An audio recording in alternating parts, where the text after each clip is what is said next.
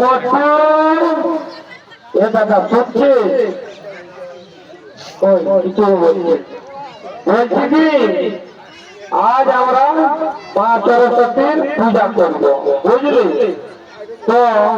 ওইদিকে দেখবি যা ওই যে কি বলে ওই উপর পাড়া যদি ঠাকুর মশাই আছে তোকে একটু ডাকিয়ে নিয়ে আসবি যা ও ঠাকুর মশাই ভাই তো বলা ছিল অনেকদিন আগে যে আমাদের পূজা বাংলা পাড়াটা করিয়ে দিবে ও বলা ছিল যা তাকে নিয়ে দুজনের সাইকেলে চাপায় নিয়ে আসবে আচ্ছা না সাইকেলে যাবে